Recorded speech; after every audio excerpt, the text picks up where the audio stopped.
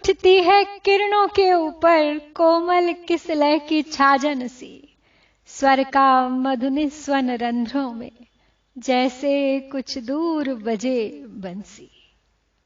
नमस्कार, भारतवाणी से मैं कविता स्वागत करती हूं आप सबका महाकवि जयशंकर प्रसाद रचित उनके महाकाव्य कामायनी पर आधारित मेरी इस श्रृंखला की 21वीं कड़ी में।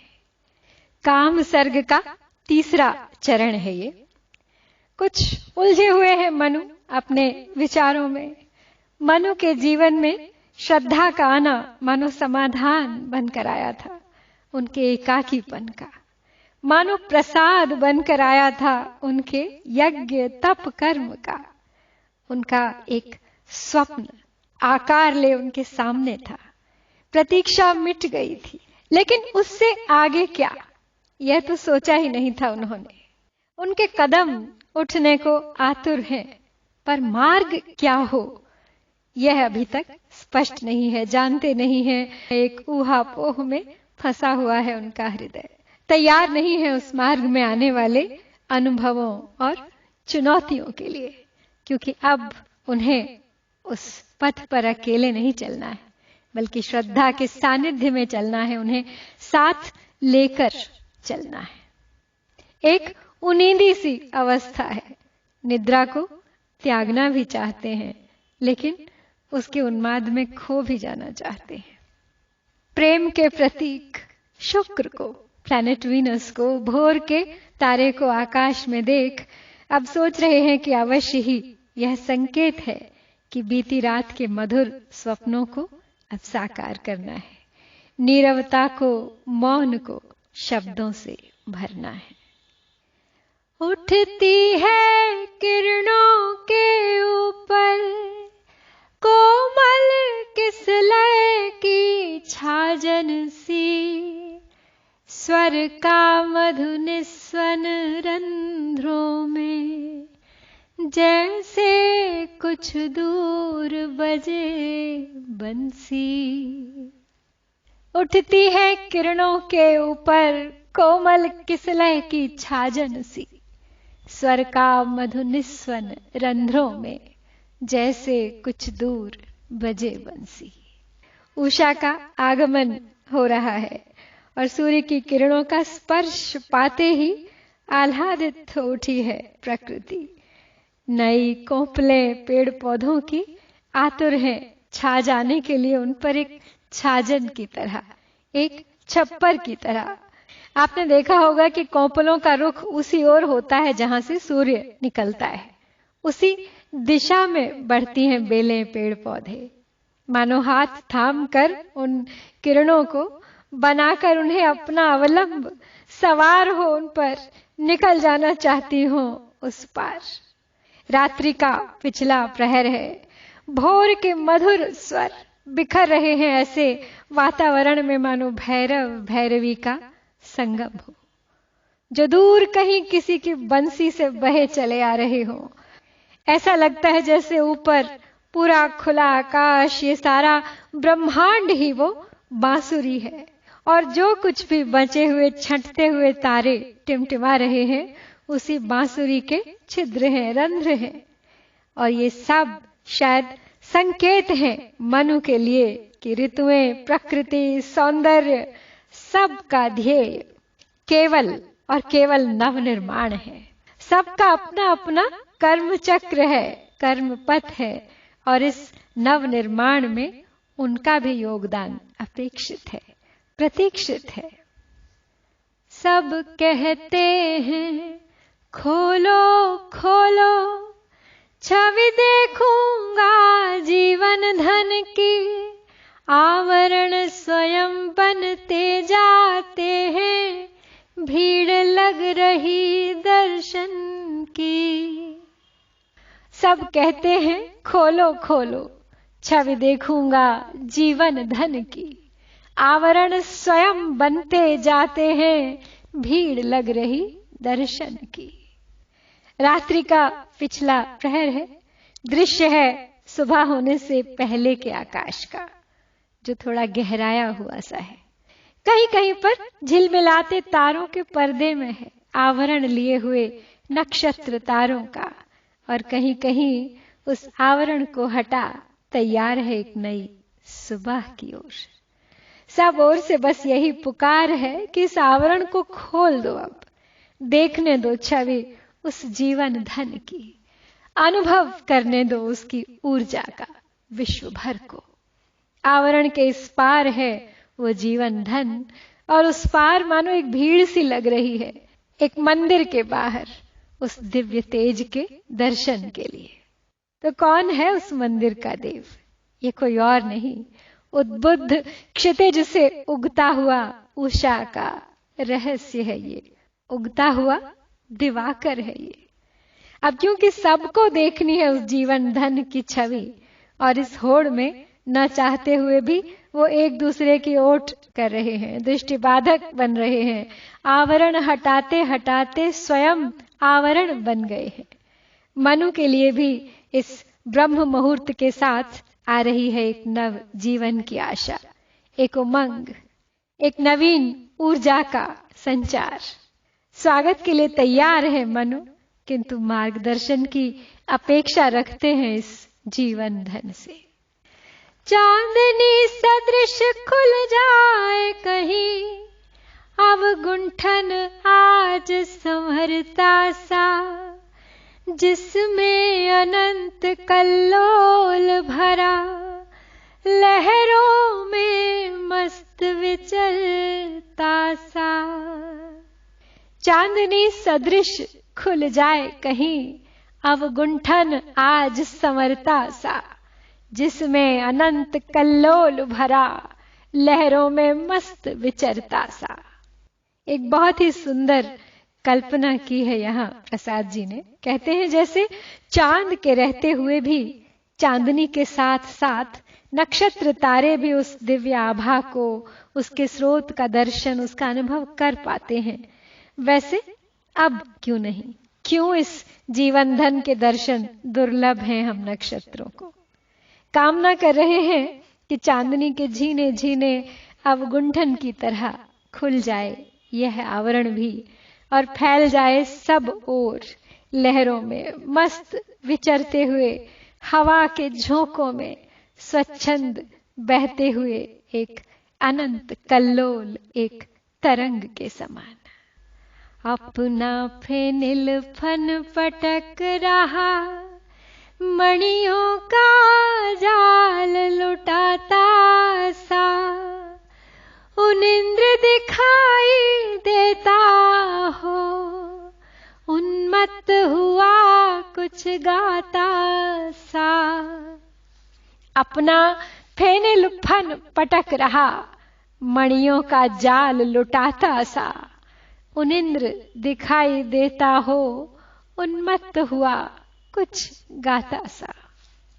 एक और अद्भुत कल्पना यहां देखिए, कहते हैं कि गहरा आकाश जो अब तक अवगुंठन अर्थात घूंघट समान था, अब उसी को उन्होंने एक नाग के फेनिल फन के समान बताया है, और जिसे वो पटक पटक कर मानो अपनी मणियां बिखेर रहा है, और एक जाल सा बुन दिया है सितारों का उसने, और ये मणियों का जाल ढके हुए है उस महामणि को, उस जीवन धन को, जिसकी प्रतीक्षा में है पूरा विश्व।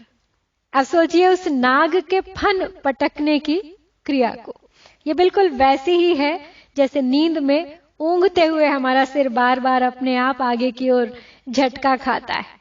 हम उस नींद को नकारते हैं, जागृत रहने का प्रयत्न करते हुए अपने आप को संभालते हैं, लेकिन थोड़ी देर के लिए मात्र।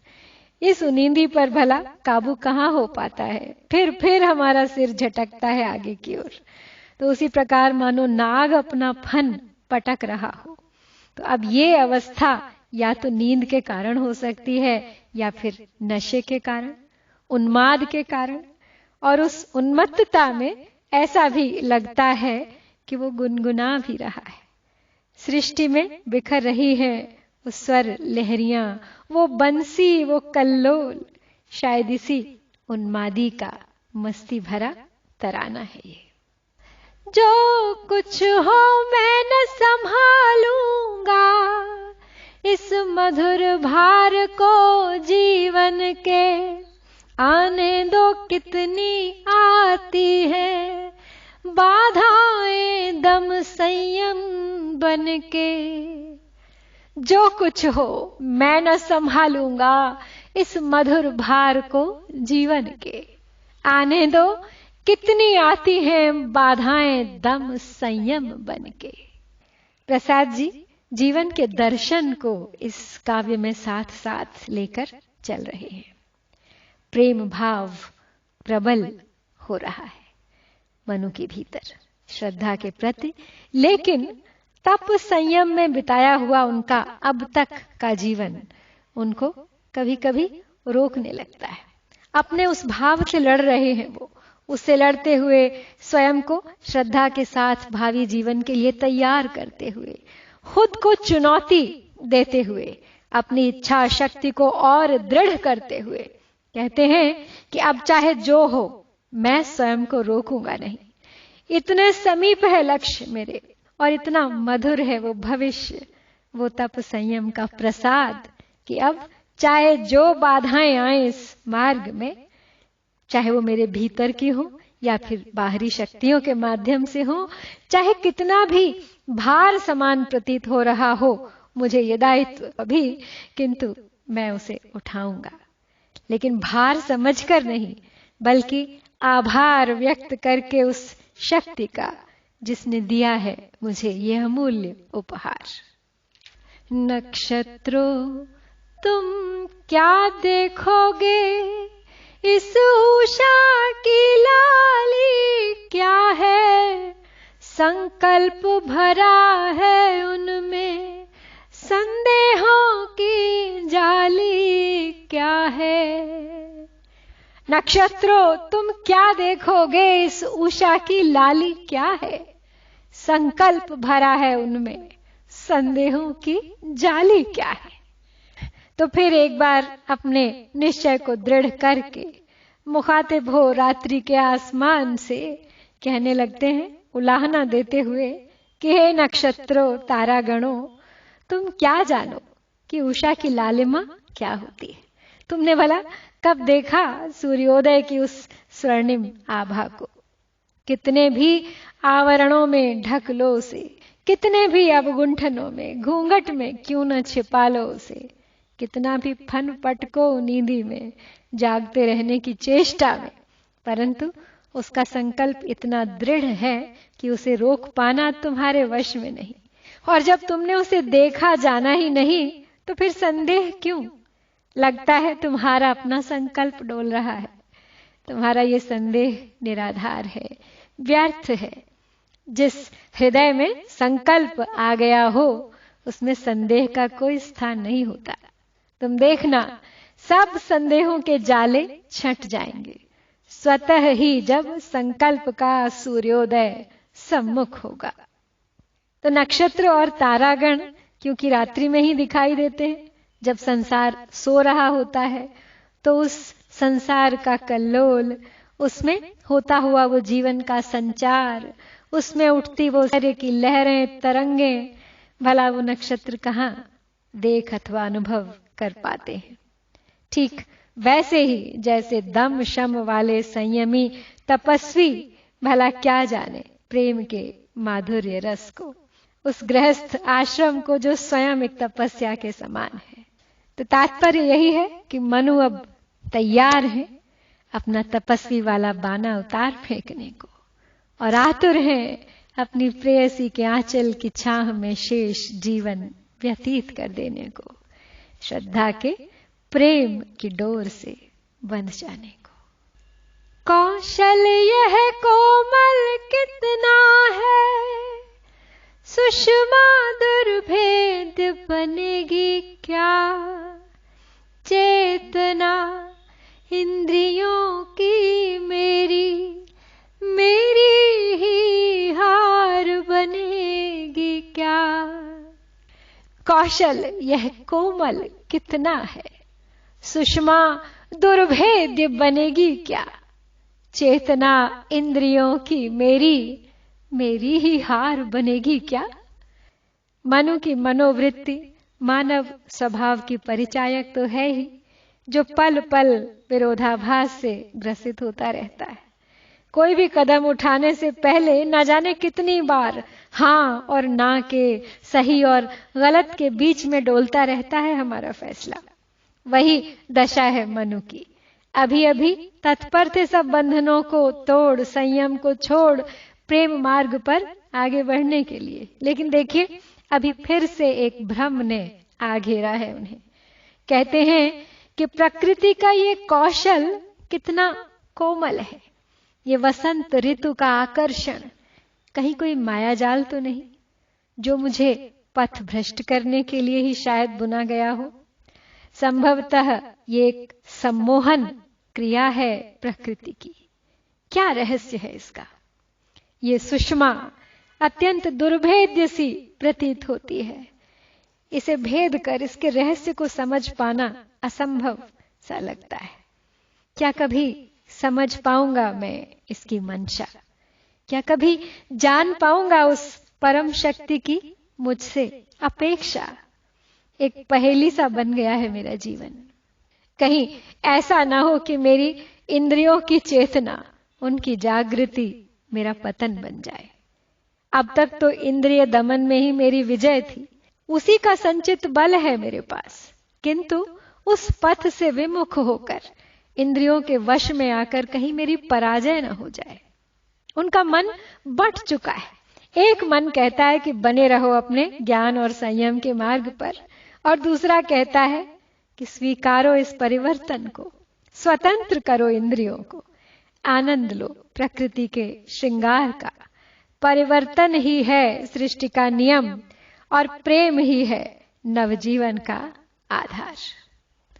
पीता हूं, हाँ मैं पीता हूं, यह स्पर्श रूप रस गंध भरा मधु, लहरों के टकराने से ध्वनि में है क्या गुंजार भरा। पीता हूं, हाँ मैं पीता हूं, पीता हूं, हाँ मैं पीता हूं, यह स्पर्श रूप रस गंध भरा मधु, लहरों के टकराने से ध्वनि में है क्या गुंजार भरा। ये जो द्वैधी भाव उनके मन में उठ रहा है, उसने अब एक दिशा पकड़ ली है, एक नई जिद ठान ली है, और शायद यही तरीका है मन के एकीकरण का। तो अपने उस मन से कह रहे हैं मनु, जो उन्हें उनके संयम के मार्ग की ओर खींच रहा था, उलाहना दे रहा था, उसके सामने वो अब तनकर खड़े हो गए हैं, स्वीकारते हुए कि हाँ मैं हूं एक प्रेमी भ्रमर, जो उपवन में सजे फूलों के स्पर्श का, रूप रस गंध का, उनके मादक मधु का प्यासा है। और यदि मुझे इंद्रियां दी गई हैं, तो सभी इंद्रिय सुख, स्पर्श के, दर्शन के, श्रवण के, गंध के, रसास्वादन के अवश्य ही बने हैं मेरे लिए। इस आनंद से तुम मुझे वंचित नहीं रख सकते। एक विद्रोही युवक की सी मनस्थिति है उनकी, जिसको उसकी जिद से हिला पाना बहुत कठिन होता है। उदाहरण दे रहे हैं लहरों के समुद्र तट से टकराव का, उस गुंजार का जो पैदा होती ही है उसी टकराव से। यदि लहरों का सागर तट से ये मिलन ना हो, तो ये ध्वनि कैसे भरेगी वातावरण को अपनी गूंज से। सृष्टि का नियम ही मिलन है, तो क्यों मैं नकार दूं इस मिलन को, क्यों न स्वीकार लूं उसे, और भर दूं कल्लोल इस विश्व में, भर दूं कुछ और रंग इस वसंत में, बह जाऊं उस मधु सुगंध की धारा में, और पान करूं उस प्रेम रस का जो आज है मेरे लिए समर्पित है, कल हो न हो। तारा बन कर यह बिखर रहा, क्यों सपनों का उन्माद, अरे मादकता माती नींद लिए, सो मन में अवसाद भरे। तारा बनकर यह बिखर रहा, क्यों स्वप्नों का उन्माद, अरे मादकता माती नींद लिए, सो मन में अवसाद भरे। कितनी रातें बिताई थी मनु ने एकाकीपन में, नैराश्य में, नीरवता में। कितने स्वप्न देखे थे किसी के सानिध्य के, किसी से अनुभव बांटने के, कुछ कहने सुनने के। उन सब को याद कर रहे हैं। ऐसा लग रहा है उन्हें कि ये आसमान में बिखरे नक्षत्र तारागण उनके वही स्वप्न हैं, वही आशाएं हैं।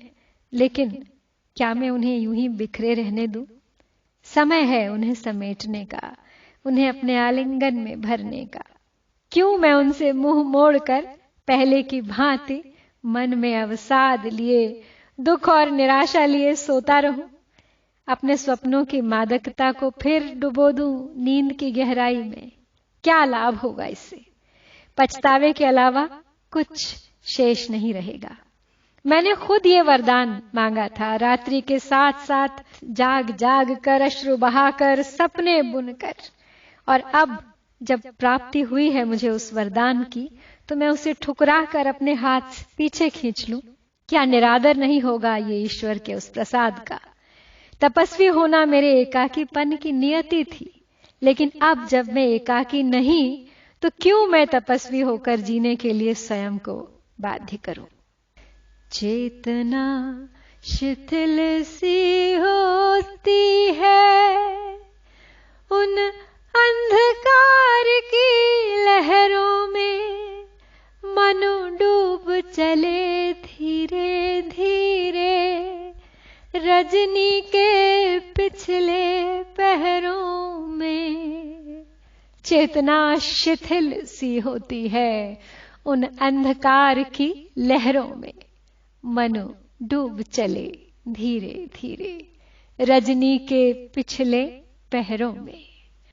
रात धीरे धीरे समाप्त होने जा रही है, लेकिन विचारों की लड़ियों में उलझे, अपने ही मन के द्वैधी भाव की रस्साकशी में फंसे अब कुछ थक गए हैं मनु।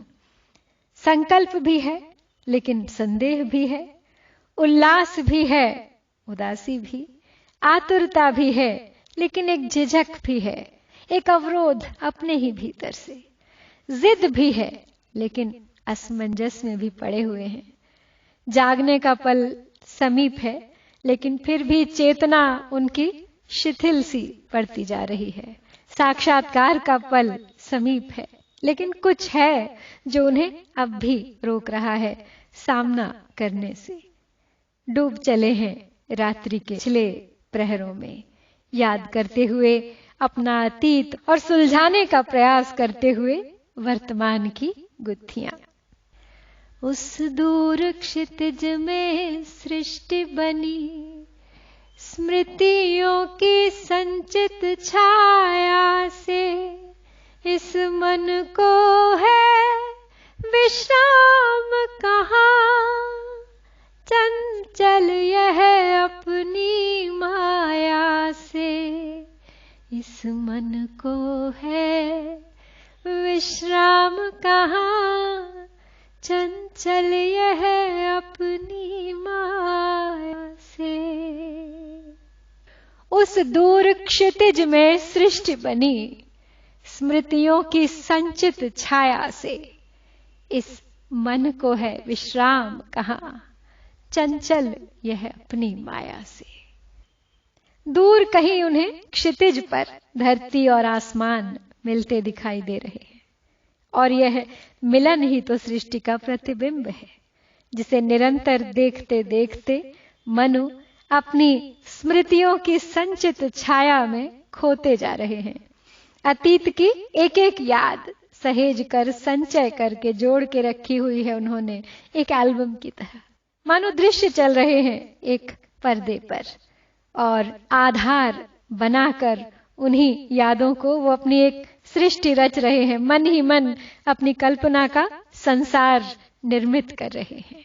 याद आ रहा है उन्हें अपना अतीत, जिसने उन्हें देवत्व दिखाया और फिर प्रलय से भी जिलाया। एकमात्र उन्हें चयनित किया, उन्हें चुना नियति ने, फिर वर्षों तप बल का संचय किया, यज्ञ कर्म किया। और जब उन्हें उनका ये एकाकीपन खलने लगा, उन्हें भीतर ही भीतर एक एहसास हुआ कि कहीं कोई और है उन्हीं के समान जो उन्हें खोज रहा है। तो फिर एक नवीन कल्पना में डूब गए और फिर एक दिन वो कल्पना साकार भी हो गई श्रद्धा के रूप में। ये संकेत नहीं तो और क्या था नियति का कि मनु अकेले नहीं बचे थे, और श्रद्धा का होना ही अपने आप में यह कह रहा था कि वो एक दूसरे के लिए ही बने हैं, एक दूसरे के लिए ही बचे हैं।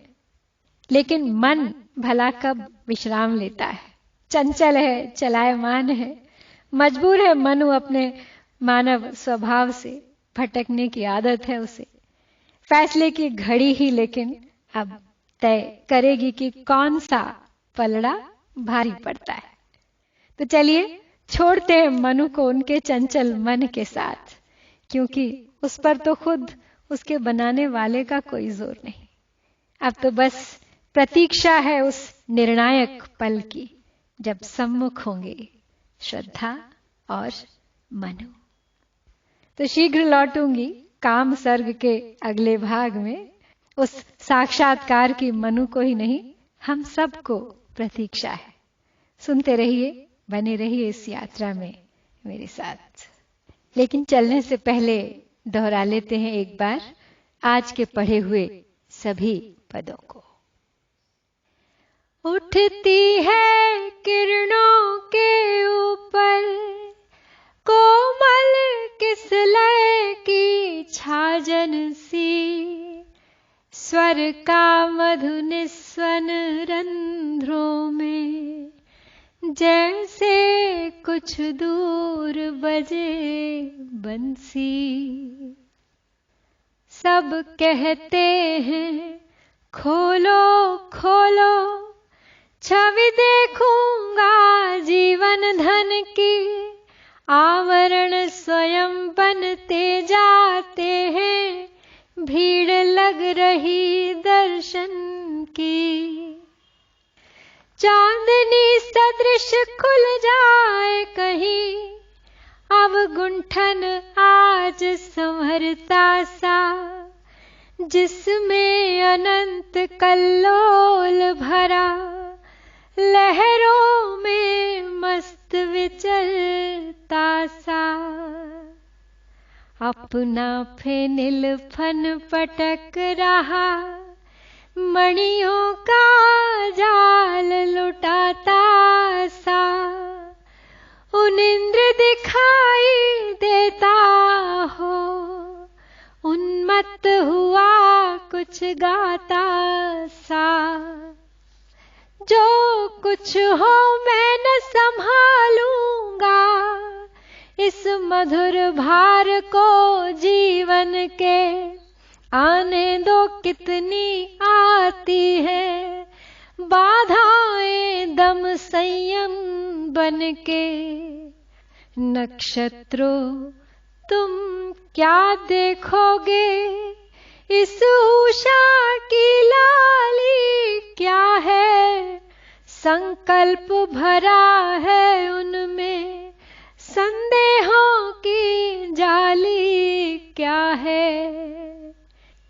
कौशल यह कोमल कितना है, सुषमा दुर्भेद बनेगी क्या, चेतना इंद्रियों की मेरी, मेरी ही हार बनेगी क्या। पीता हूँ हाँ मैं पीता हूँ, यह स्पर्श रूप रस गंध भरा मधु, लहरों के टकराने से ध्वनि में है क्या गुंजार भरा। तारा बनकर यह बिखर रहा, क्यों सपनों का उन्माद, अरे मादकता माती नींद लिए, सो मन में अवसाद भरे। चेतना शिथिल सी होती है उन अंधकार की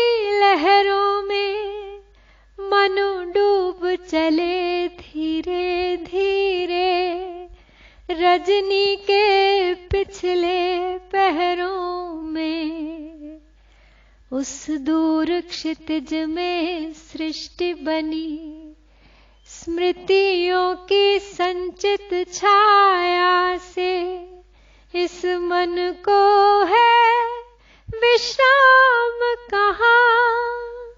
चंचल यह अपनी माया से इस मन को है विश्राम कहाँ। चंचल यह अपनी माया से। नमस्कार, जय भारत, जय शंकर।